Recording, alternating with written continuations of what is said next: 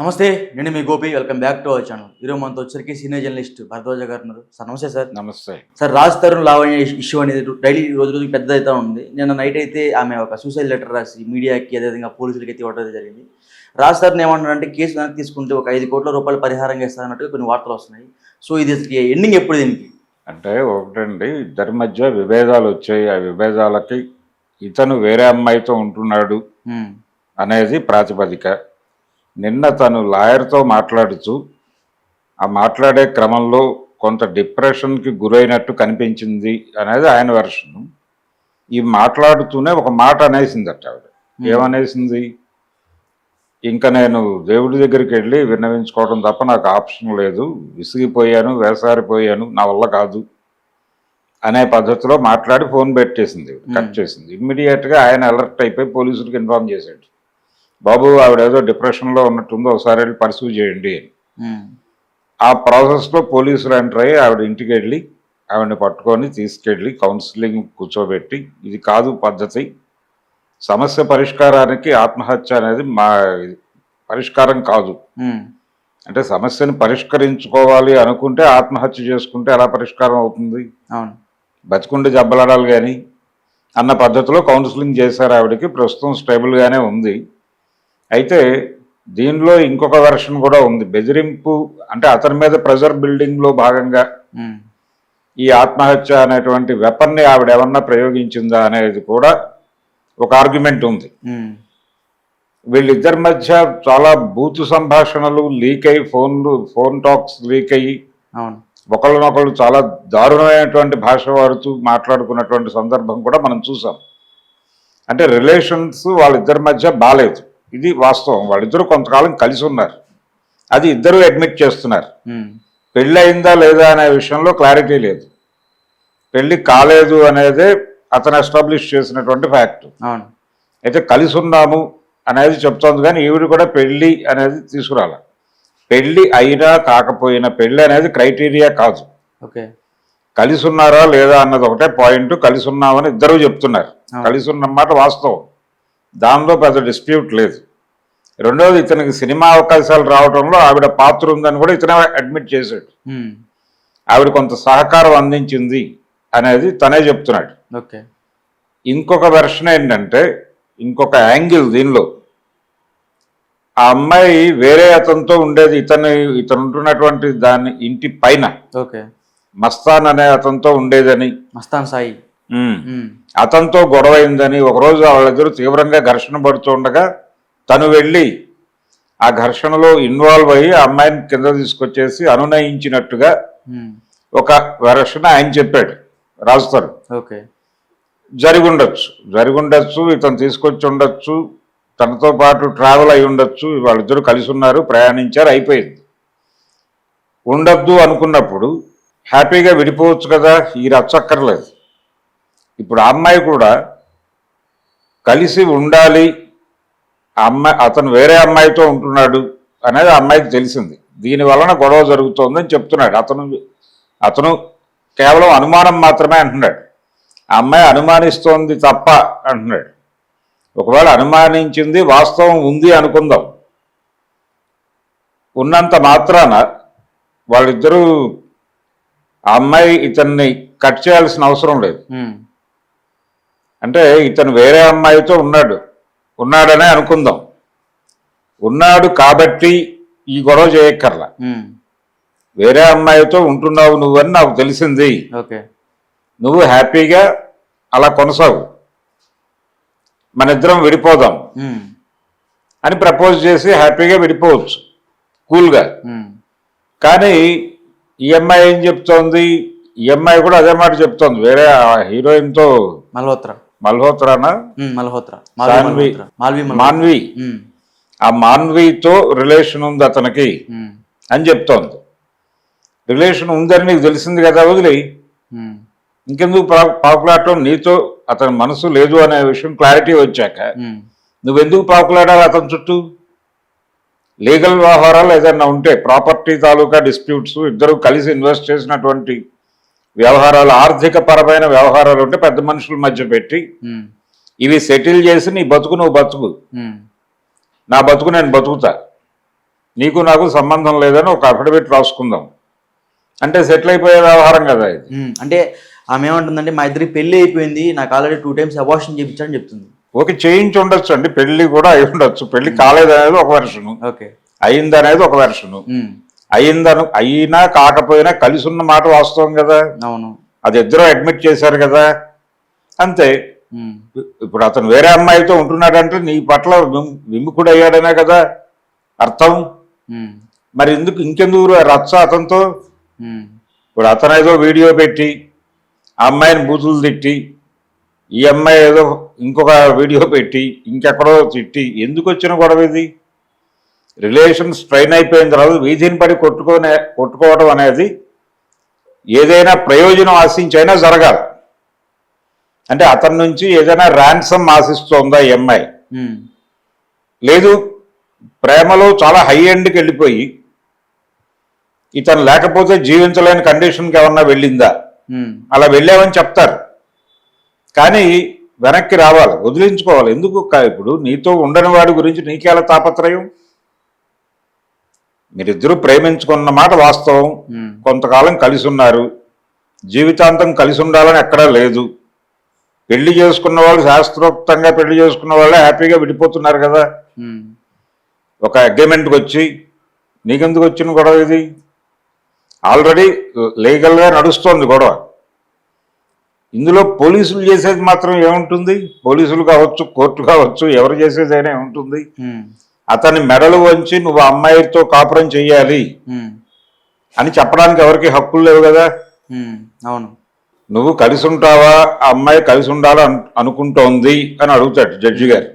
నేను ఉండదలుచుకోవడం లేదు అని చెప్తాడు ఇతను. అలా కాదు, మేము రోజు 2 పోలీసులను మీ ఇంట్లో పెడతాం, వాళ్ళిద్దరూ కొట్టి నిన్న అమ్మాయితో కాపురం చేయిస్తారు అని చెప్పే పరిస్థితి ఉందా? జడ్జికి అవకాశం ఉందా? అధికారం ఉందా? లేదు కదా. మరి ఎందుకు వచ్చిన గోల ఇది? అమ్మాయికి చెప్తారు, తల్లి అతను నీతో ఉండను అంటున్నాడు కాబట్టి నీకేం కావాలో కోరుకో. మీ ఇద్దరూ కలిసి ఎక్కడైనా ఏదైనా ఇన్వెస్ట్ చేశారా, ఏమన్నా భూములు కొన్నారా, కొంటే వాటి తాలూకా సెటిల్మెంట్, మీ ఇద్దరికి జాయింట్ అకౌంట్లు ఏమైనా ఉంటే వాటి తాలూకా డబ్బుల లావాదేవీ, లేదు నీ దగ్గర నుంచి అతను ఏదైనా రుణంగా తీసుకుని ఉంటే దాన్ని విత్ ఇంట్రెస్ట్ రీపే చేయుట, దీంతో పాటు నీ జీవితానికి భరోసా కల్పించడం. అంటే సడన్ గా అతని వైపు నుంచి అతను వెళ్ళిపోతున్నాడు ఈ బంధంలో నుంచి, నీకు ప్రాబ్లమే, నీ ప్రాబ్లంని గుర్తిస్తున్నావు. కొంతకాలం పాటు నువ్వు నీ జీవితంలో సెటిల్ అయ్యే వరకు నీకు ఆర్థికంగా కొంత సపోర్ట్ కావాలి అనుకుంటే ఎంత అమౌంట్ అవసరం అవుతుందో నువ్వు ఒక్కసారి పీస్ఫుల్గా క్యాలిక్యులేట్ చేసి చెప్పు. చెబితే అతను ఆ పేమెంట్ ఇచ్చేలాగా మేము ప్రెజర్ తీసుకొస్తాం, సెటిల్ అయిపో. ఇంతకు మించి ఏమీ జరగదు ఎవరు చెప్పినా. దానికి ఆత్మహత్యలు చేసుకోవాల్సినంత అవసరం లేదు. ఎందుకంటే ఆ అమ్మాయికి ఆల్రెడీ ఒక రిలేషన్ స్ట్రైన్ అయి ఉంది, ఓ పాత చరిత్ర ఉంది అని చెప్తున్నాడు అతను. ఉందా లేదా అనేది ఈ అమ్మాయి కూడా అడ్మిట్ చేయలా. ఎందుకు చేయలేదు అనేది వేరే గొడవ, తన పర్సనల్ వ్యవహారాలు. ఇందులో ఎవరికి మాట్లాడే హక్కులు లేవు. వాళ్ళు సెలబ్రిటీలు కాబట్టి మన ఇద్దరం కూర్చుని ఇలా మాట్లాడుకుంటున్నాం. ఈ గొడవలు ప్రతి ఇంట్లోనూ ఉన్నాయిగా. పెళ్లి చేసుకున్న వాళ్ళు కానీ, రిలేషన్షిప్ లో ఉన్న వాళ్ళు కానీ, అంటే ఇద్దరు 2 యూనిట్లు, భర్త భార్య ఇద్దరు కూడా 2 యూనిట్లు. ఏ యూనిట్ బ్యాకప్ ఆ యూనిట్కి ఉంటుంది. బ్యాకప్ అంటే బ్రాటప్, వాళ్ళు పెరిగిన వాతావరణం, వాళ్ళు చదివిన సాహిత్యం, వాళ్ళు చూసిన సినిమాలు, వాటి తాలూకా ప్రభావం వాళ్ళ వ్యక్తిత్వాన్ని నిర్ణయిస్తుంది, అమ్మాయిని కానీ అబ్బాయికి కానీ. వాళ్ళు ఇతని కోణంలో అమ్మాయి ఆలోచించదు, అమ్మాయి కోణంలో ఇతను ఆలోచించడు. ఒక సమస్య వచ్చింది, ఆ సమస్యకి ఇతను ఒక పరిష్కారం అనుకుంటాడు, ఆ అమ్మాయి ఇంకో పరిష్కారం అనుకోవచ్చు. ఎందుకంటే తన దృక్పథం వేరు. ఇద్దరు ఒకేలా ఆలోచించరు. భార్యాభర్తలు అయినంత మాత్రాన ఒక విషయం మీద ఇద్దరు ఏకాభిప్రాయంతో ఉన్నారు అనేది భ్రమ. ఉన్నట్టుగా నటిస్తారు అంతే, సరెండర్ అయ్యి. ఇప్పుడు భార్యాభర్తల మధ్య ఒక విషయంలో ఒక నిర్ణయం తీసుకోవాల్సిన కండిషన్ వస్తే భర్త అనేవాడు ఒక అభిప్రాయం చెప్తాడు, ఇలా చేద్దాం అనుకుంటున్నాను నేను అని. ఇంతకంటే ఇలా చేస్తే బెటర్ అనే అభిప్రాయం ఆవిడ దగ్గర ఉన్నప్పటికీ సామాజికంగా ఈ భర్త అనేవాడికి ఉన్నటువంటి బుల్డోజింగ్ స్వభావము, దానికి సమాజం ఇచ్చేటువంటి ఆమోదం. భర్త అనేవాడు బుల్డోజింగ్గా ఉంటాడు కదా, నేను నడుపుతున్నాను ఈ ఇల్లు అనే పద్ధతిలో. ఆ బుల్డోజింగ్ స్వభావానికి సామాజిక మద్దతు కూడా ఉంది కదా. భర్తకి కాస్త లొంగి ఉండాలమ్మా అని చెప్తారు కదా. సినిమాలు కూడా తీశారు కదా. అవును, సర్దుకుపోవాలమ్మా, సర్దుకుపోదాం అనే సినిమాలు తీశారు కదా. గయ్యాళితనం వల్లనే కాపురాలు నాశనం అవుతాయనే సిద్ధాంతాలు చెప్పారు కదా. గట్టిగా అడిగితేనేమో గయ్యాళితనం అంటారు. అలా కాదండి, ఇలా చేసుకుంటే బాగుంటుంది, మీరు చెప్పిన విధానం బాగానే ఉంది, కానీ నా బుర్రలో ఇంకొక ఆలోచన వచ్చింది, ఇలా చేస్తే ఇంకొంచెం బెటర్గా ఉంటుంది అని చెప్తే మేల్ ఈగో అడ్డొచ్చి అతను యాక్సెప్ట్ చేయడు చాలా సందర్భాల్లో. నీ సలహా వినటం వల్ల కొంపలా బూజు పట్టిన ఆవకాయ జాడీగా తయారైంది లాంటి డైలాగులు కూడా వేస్తారు. వేసినప్పుడు లాగి రెండు పేక్కుండా కంట్రోల్ చేసుకుని, సరేలే సామాజిక మద్దతు కూడా అతనికే ఉంది కాబట్టి మనం ఒక 10 నిమిషాలు తలకాయ ఉంచుకుని వెళ్ళిపోతే సరిపోతుంది. ఆ తర్వాత వచ్చే నష్టం కూడా అతనే భరిస్తాడు కదా.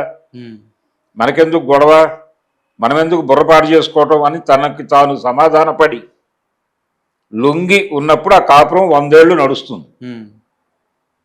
ఇలాగే కాపురాలు నడుస్తాయి. అక్కడికి ఏదో ఏకాభిప్రాయం ఉండి కాదు, సరే కానీ ఏదో ఒకటి చావని అనే పద్ధతిలో సరెండర్ అయినప్పుడు మాత్రమే నడుస్తున్నాయి. అలా కాకుండా వ్యక్తిత్వంతో ప్రవర్తిస్తే ఖచ్చితంగా గొడవలు అవుతాయి.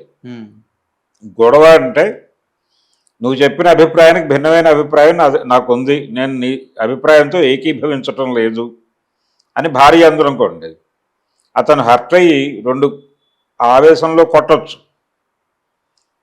ఏదైనా జరగచ్చు, ఇంట్లో సామాన్ పగలు కొట్టచ్చు, రకరకాలుగా. అంటే సైకలాజికల్గా ఒక డిజార్డర్ స్టేజ్కి వెళ్ళిపోతారు. నా మాట వినలేదు అనేది ఒకటి, రెండోది మేలీగో. ఇప్పుడు రాజ్ తరుణ్ చేసినటువంటి వీడియోస్లో అతని ఫేస్ ఎక్స్ప్రెషన్స్ గమనించారా మీరు? ఒక రకమైనటువంటి సైకలాజికల్ డిజార్డర్ ఉన్నట్టుగా తయారయ్యాడు అతను. అతని బాడీ లాంగ్వేజ్ మొత్తం కూడా, అంటే ఆ అమ్మాయి మీద రకరకాల కోపాలు ఉన్నాయి అతనికి. ఈ కోపాలన్నీ అతని వ్యక్తిత్వాన్ని, ఇంతకుముందు ఏదైనా వ్యక్తిత్వం ఉండుంటే అతనికి, ప్రస్తుతం అతను ఎగ్జిబిట్ అవుతున్న పద్ధతి అయితే ఒక సైకలాజికల్ డిజార్డర్ ఉన్న కుర్రాళ్ళలాగా ఉన్నాడు అతను. ఆ అమ్మాయి కూడా అలాగే బిహేవ్ చేస్తోంది. నిన్న సూసైడ్ చేసుకుంటానని అడ్వకేట్తో చెప్పడము, అంటే అదొక లీడ్. అతను అలర్ట్ అవుతాడు, అతన్ని అలర్ట్ చేయడం ద్వారా పోలీసులను అలర్ట్ చేసి తనని తాను ప్రొటెక్ట్ చేసుకుంటూ అతని మీద ప్రెజర్ బిల్డప్ చేసే స్ట్రాటజీ అయి కూడా ఉండొచ్చు, కాకపోయి ఉండొచ్చు. అవడానికి అవకాశం ఉంది, కాకపోవడానికి అవకాశం ఉంది. ఒక ఎమోషన్లో మాట్లాడేసి ఉండొచ్చు కూడా. అసలు అంత దాకా ఎందుకు తెచ్చుకోవాలి విషయాలను? అంత డెప్త్కి వెళ్ళి ఎందుకు ఆలోచిస్తున్నారు వీళ్ళు అంత లోతుగా? మానవ సంబంధం అనేది అవతలవాడు ఒక యూనిట్ అనుకుంటే, దీనిలో ధర్మము లేకపోతే రాజ్యాంగము ఒక మనిషిని కంట్రోల్ చేస్తాయనుకోవటం భ్రమ. ధార్మికంగా నిలబెట్టాలి అని అంటూ ఉంటారు. అడిగేదో ధర్మం బోధించి, రాముడు ఏకపత్ని వ్రతుడు, అలాగే నువ్వు లావణ్య అనేటువంటి అమ్మాయితోనే ఉండవలను అని చెప్పినంత మాత్రాన అతను ఎందుకు కంట్రోల్ అవుతాడు? అయ్యేవాడైతే ఇంతకు ముందే అయ్యేవాడు కదా. అలా ఉండదు ప్రపంచం. ఒక మనిషికి ఒక మనిషి మీద ఇష్టం ఏర్పడి సెక్షువల్గా కావచ్చు, ఒక మనిషితోనే తృప్తి పడేటువంటి పరిస్థితి ఉంటుంది అనుకోవడమే భ్రమ. వాడికి కొంతకాలం తర్వాత వేరే, లేకపోతే ఆ అమ్మాయికి వేరే వైపు దృష్టి రావచ్చు, రాకూడదు అని ఎక్కడా లేదు. వచ్చినప్పుడు ఎలా హ్యాండిల్ చేయాలి అన్న దగ్గర ఇష్యూ. వచ్చినప్పుడు దండం పెట్టి వదిలించేసుకోవడమే ఉత్తమం. విడిపోవాలి అనుకునే వాడి దగ్గర ఆర్గ్యుమెంట్ ఉంటుంది, కలిసి ఉండాలి అనే వాడి దగ్గర బుల్డోజింగ్ ఉంటుంది, ఒత్తిడి ఉంటుంది. నేను విడిపోతాను మొర్రో అంటున్నవాడిని కలిసి ఉండాలి అంటే వాడు కలిసి ఉండడు, కలిసి ఉంచినా ఉండదు, అది నిలబడదు. ఎవడు ఎన్ని విధాలుగా చెప్పినా రోజు 2 కానిస్టేబుల్ అని వాడు పడక గదిలో వాళ్ళిద్దరితో పాటు పెడితే తప్ప వర్కౌట్ అవ్వదు. అది కూడా కష్టమే. వన్ ఫైన్ డే ఆ పోలీసులు ఇద్దరినే చంపేసి జైలుకి వెళ్ళిపోవడం బెటర్ అనే నిర్ణయానికి అటు రావచ్చు. అందుకని మానవ సంబంధాల్లో ప్రెజర్ అనేది పనిచేయదు. ఇప్పటికైనా ప్రపంచం పట్టించుకున్న ఆ కేసుని కూర్చోబెట్టి 5 కోట్ల లేకపోతే 10 కోట్ల అతని ఈ అమ్మాయి ఏం ఆశిస్తోంది? ఒకటి, ఈ అమ్మాయి అతని మీద ప్రేమ ఉంటే చంపేసుకోవడం బెటర్ ఇక్కడ దాకా వచ్చాక.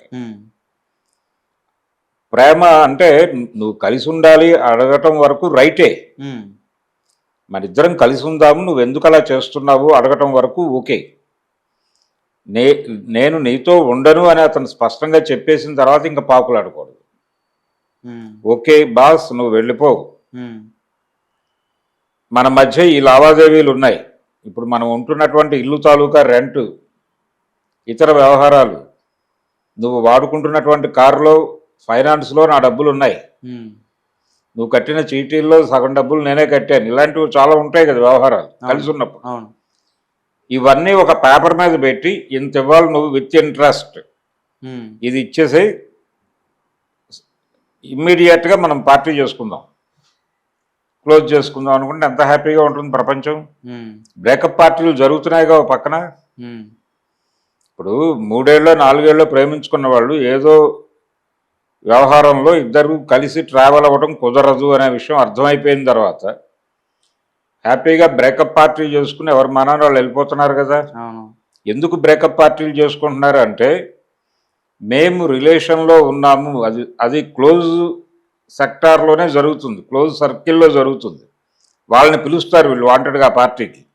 ఎందుకు పిలుస్తారంటే మేమిద్దరం కలిసి ఉన్నామని కదా ప్రపంచం ఇప్పుడు అనుకుంటోంది, మేమిద్దరం ప్రేమలో ఉన్నాము రిలేషన్లో ఉన్నామని ప్రపంచం అనుకుంటోంది, మేము ఆ రిలేషన్ నుంచి రిలీవ్ అయ్యాము కాబట్టి ఇంకా మమ్మల్ని మేమిద్దరం ఒకటే అనే అభిప్రాయంతో మీరు చూడకండి, మమ్మల్ని ఇద్దరిని విడివిడిగా చూడండి, చూసి ఎవరైనా మమ్మల్ని ప్రేమించే వాళ్ళు ఉంటే ప్రేమించవచ్చు. ఇప్పుడు అంటే ఆప్షన్ ఇస్తున్నారు వీళ్ళు ప్రపంచానికి.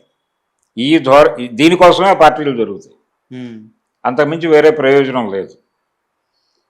ఇంత ప్రాక్టికల్గా ప్రపంచం మారిపోయింది.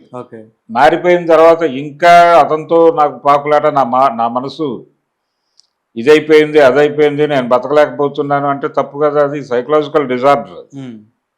అమ్మాయిని కూర్చోబెట్టి ట్రీట్మెంట్ చేసి అతనితో కొంతకాలం ఉన్నావు, ఓకే అయిపోయింది, అది వదిలేసే మర్చిపో, అతని దగ్గర నుంచి ఏం రావాలో అది ఖచ్చితంగా రాబట్టు, నువ్వు నీ జీవితంలో ముందుకెళ్ళు.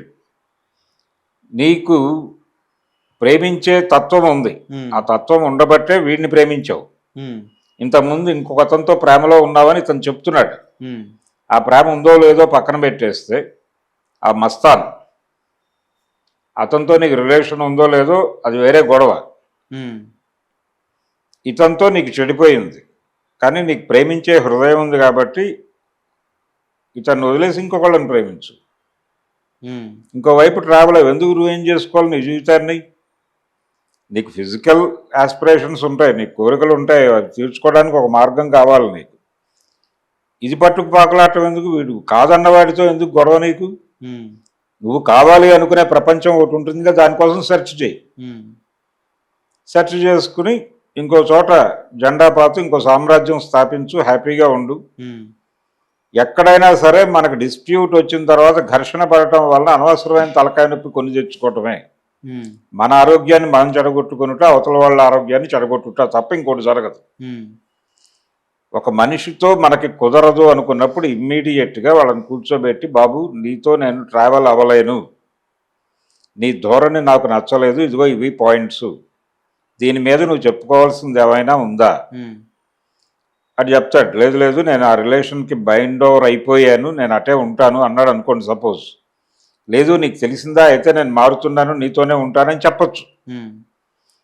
కానీ ఇది నిజమా కాదా, దీని మీద నిలబడతావా లేదా, కమిట్మెంట్ ఏమిటి అనేది ఒక క్రైటీరియాగా తీసుకుని అతనికి అవకాశం ఇచ్చి, బాబు నీకు 15 రోజులు టైం ఇస్తున్నాను, ఈ వ్యవహారాలు ఉన్నాయి మన మధ్య, అవి సెటిల్ చేసేసి ఇంత అమౌంట్ నాకు ఇవ్వాలా, ఇచ్చేసి క్లోజ్ చేసేయి, లేకపోతే నేను నీకు ఇవ్వాలా, అది సెటిల్ చేసేస్తాను, నువ్వు వెళ్ళిపో.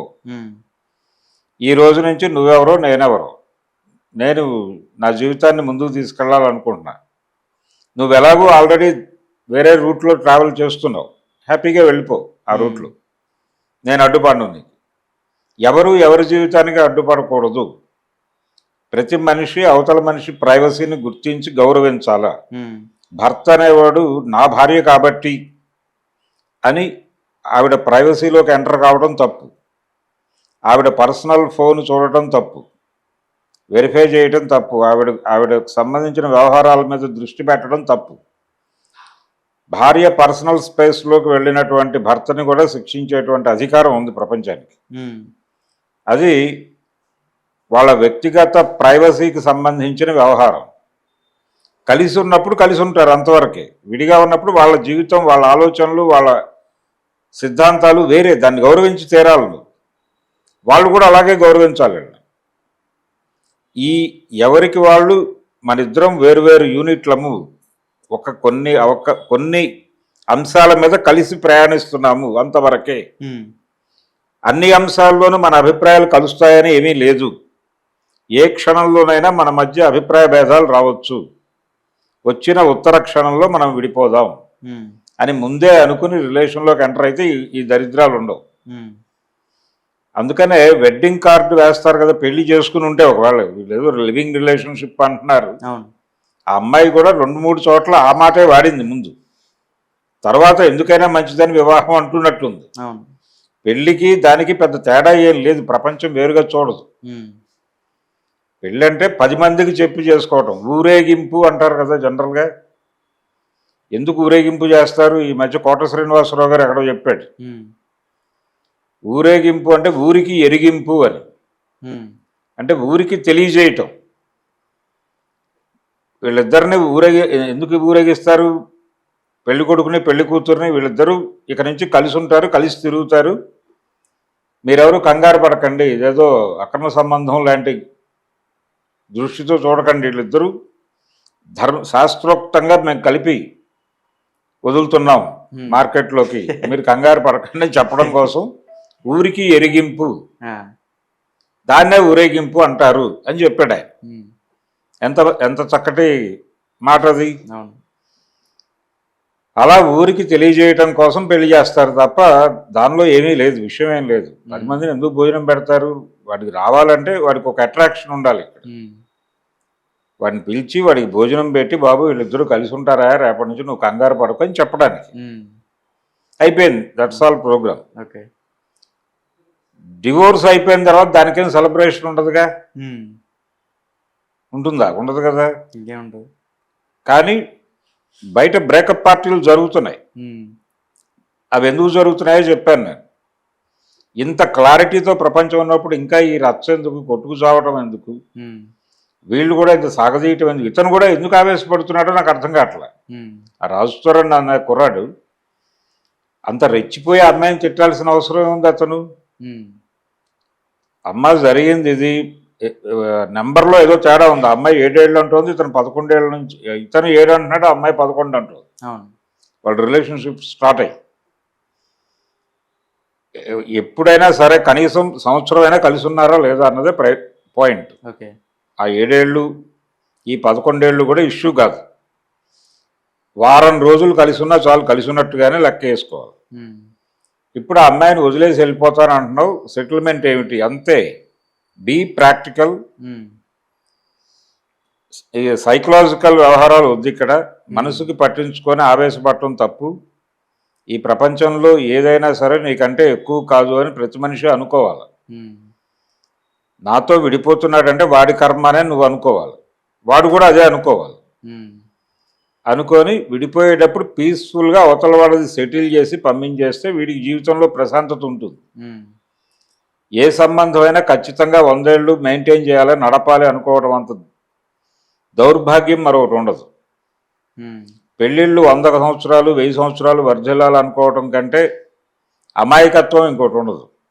ఆ మధ్య జగన్మోహన్ రెడ్డి గారు అనవసరంగా పవన్ కళ్యాణ్ పెళ్ళిళ్ళని ధార్మిక కోణంలో విశ్లేషించి రాజ్యాంగం మీద దాడి చేశాడు. ఆయన ఎవరు కోర్టుకు వెళ్ళి సీరియస్గా నిలబెట్టలేదు, కానీ ఆ రోజున ఆయన మాట్లాడిన మాటలకి కోర్టు తీసుకెళ్ళి నిలబెట్టి ఉండాల్సింది. ఇప్పుడు మీరు చెప్తున్నారు కదా, ఇది ఎవరైనా తీసుకొని కేసేస్తారేమో.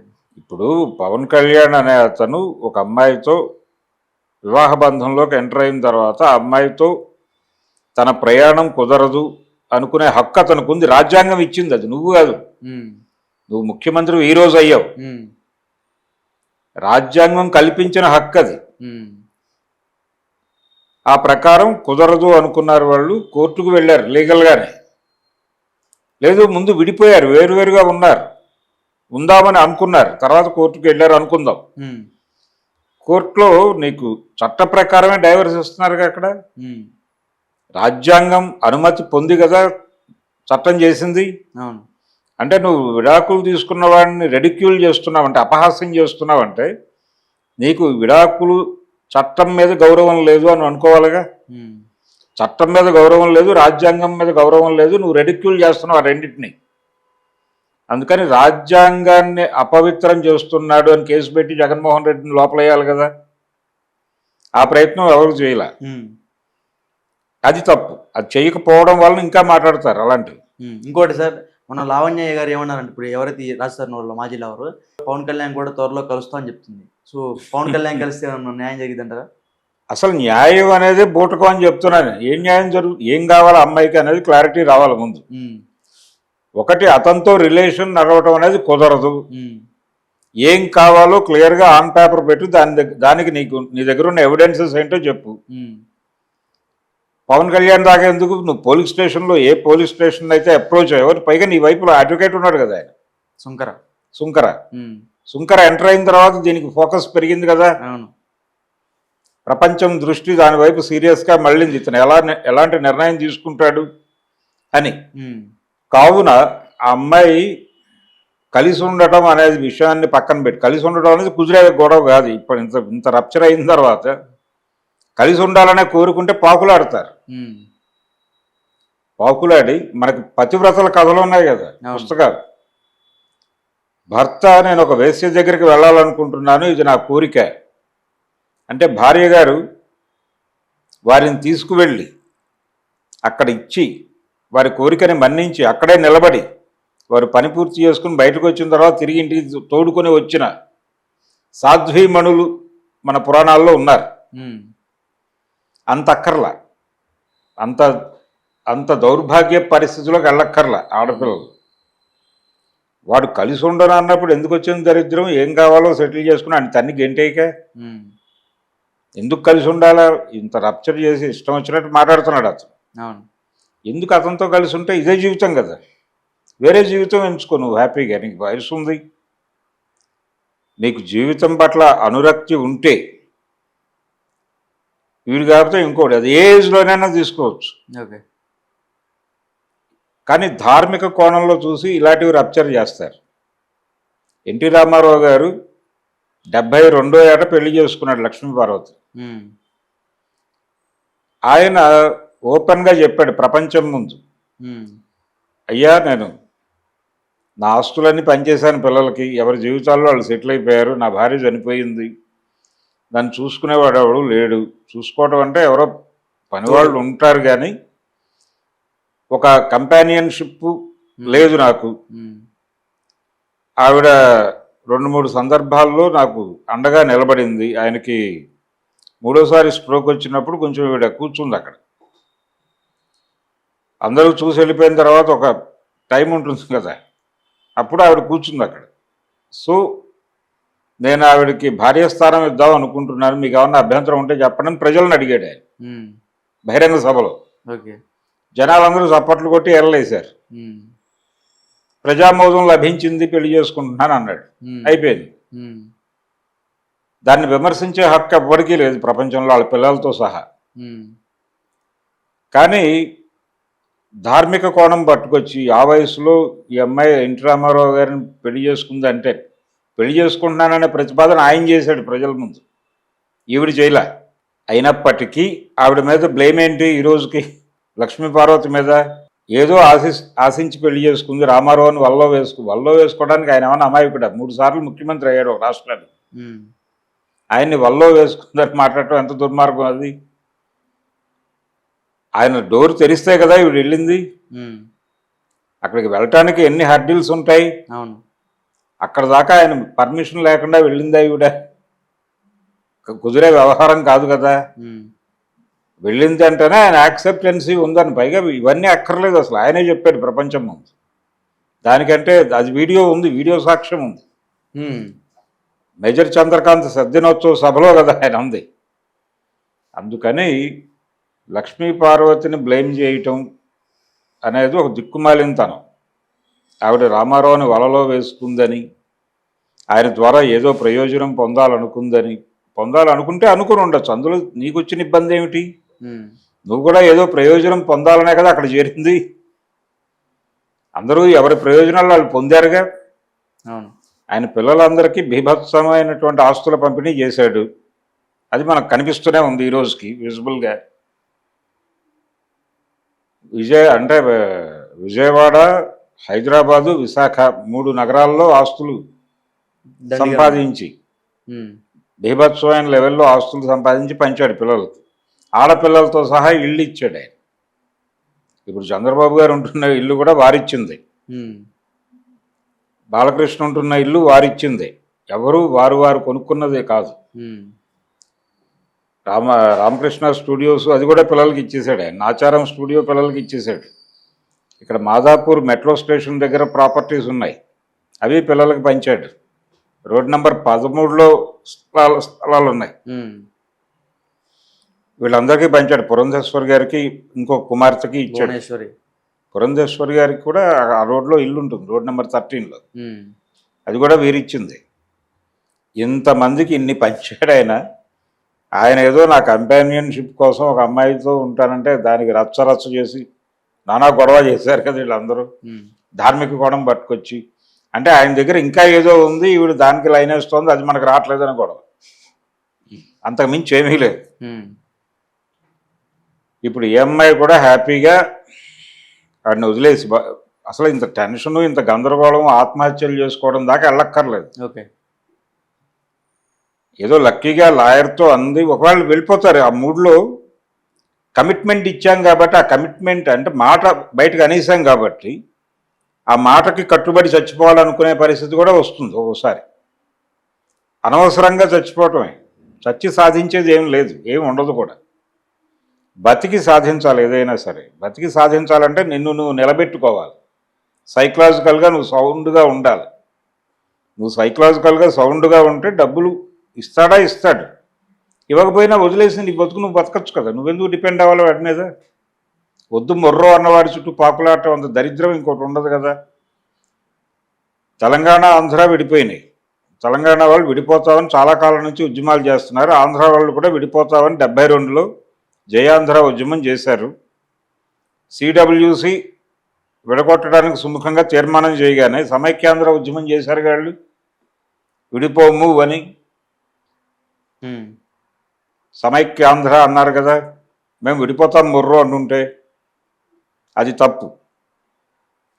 విడిపోతాము అన్నవాడి దగ్గర ఎప్పుడైనా ఒక ఆర్గ్యుమెంట్ ఉంటుంది. ఎందుకు విడిపోతున్నాము అనేది ఒక ఆర్గ్యుమెంట్ ఉంటుంది. కలిసి ఉండాలి అనే వాళ్ళ దగ్గర ఆర్గ్యుమెంట్ ఉండదు. ఎందుకంటే వీళ్ళే వాళ్ళ పాలిటీ విలన్లని వాళ్ళు ఆల్రెడీ ప్రకటించి ఉంటారు. ఇప్పుడు ఆయన లావణ్యం మీద 100 ఎలిగేషన్స్ చేస్తున్నాడు. ఎవరు? రాజ్ తరుణ్. అందులో కొన్ని వాస్తవాలు ఉండొచ్చు, అవాస్తవాలు కూడా ఉండొచ్చు, లేవని ఎవరు అంటలేదు. కానీ వాడు ఉండదలుచుకోవడం లేదు అనేది స్పష్టం కదా. ఇంకెందుకు వదిలిపారాయికోవాడిని? దాన్ని ఎందుకు మనసుకు తీసుకుని ఆత్మహత్య దాకా ఎందుకు వెళ్ళాలా? అది పరిష్కారం ఆ కేసులో. అలా జరిగితే సెటిల్ అయిపోతుంది.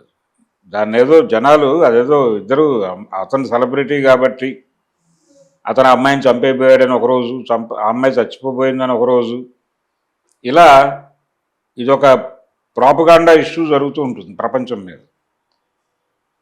మధ్యలో పరువు అనేటువంటి ఒక వ్యవహారం పట్టుకొచ్చేసి ఇంకో రప్చర్ చేసి వాళ్ళకు వాళ్ళు మానసికంగా తమని తాము చిన్నబుచ్చుకుని అప్పుడు కూడా ఈ ఆత్మహత్య నిర్ణయాలు వస్తాయి. పరువు పోయింది, ఇంకెలా బతుకుతాం తలెత్తుకుని, అదొక రాంగ్ నోషన్. పరువు అనేదే భ్రమ. పరువు అనే భ్రమచాటును చాలామంది అనవసరంగా చచ్చిపోతారు, అనవసరంగా చంపేస్తారు. అంచేత చాలా దరిద్రాలు ఉన్నాయి మన జీవితాల్లో. వదిలించుకోవాల్సిన దరిద్రాలు చాలా ఉన్నాయి, మన అంటిపెట్టుకుని తిరుగుతూ ఉంటాయి. బాలకృష్ణ గారు చెప్పినట్టు వైఫై లాగా చుట్టూ తిరుగుతూ ఉంటాయి. వాటిని వదిలించుకోవాల్సి ఉంటుంది. ఆ ప్రయత్నం చేయగలిగితే బెటర్. వాళ్ళిద్దరిని తీసుకెళ్ళి సైకాట్రిస్టుల దగ్గర కూర్చోబెట్టి కొంచెం కౌన్సిలింగ్ చేసి నువ్వు ఎంత ఇవ్వాలా అమ్మాయికి ఇచ్చి పడే 5 కోట్లు అనే మాట అతని దగ్గర నుంచి వచ్చింది అంటున్నారు కదా మీరు. వార్తలు వస్తున్నాయి బాగా. వార్తలు వస్తున్నాయి. ఇచ్చేయమనండి. ఆ అమ్మాయి 5 ఏంటి, 5 అనే ప్రపోజల్ అమ్మాయి ముందుకు వెళ్తే 5 ఏంటి అటు 10 దాకా ఇవ్వాల్సి ఉంటాడు అందనుకోండి. ఇంకో 2 వేసి 12 కోట్లు ఇచ్చి సెటిల్ చేసుకోవా, డాక్యుమెంట్ రాసుకో, వెళ్ళిపో, అంతే, క్లోజ్. ఓకే. మనసుకు పట్టించుకోవడం అంత చండాలం ఇంకోటి లేదు. అది పరిస్థితి. Okay sir, thank you. Thank you.